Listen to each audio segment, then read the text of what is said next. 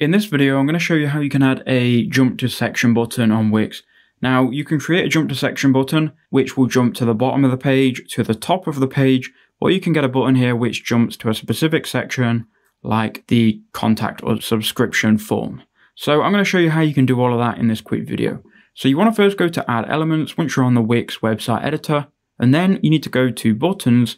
And from here, you'll be able to go through all of the buttons and choose one which works for you.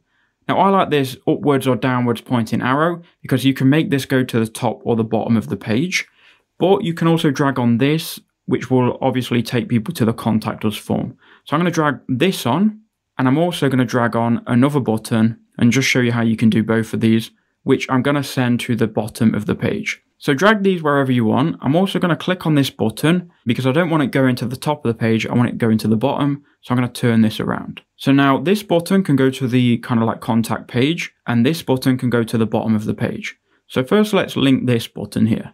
So we'll click on the button, and you can do this with any button. You then want to go to link. You can then choose section or anchor, and it's going to ask what page. We're going to keep it on the home page, and it's going to ask for a section. So we want it going to the subscribe section, then click done. Now for this button, I'm going to click on it. I'm going to click link.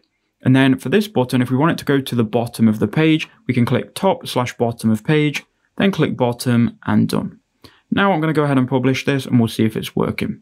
Now you can create another one of those arrows and point it going up and have another arrow at the bottom of the page, which goes to the top. But let's just try this out. We'll click this button, and it should take people to the contact us page, which is working great. Now this downwards arrow should take us all the way to the bottom of the page. So that's how you can do it. I hope that video was quick and did help you out.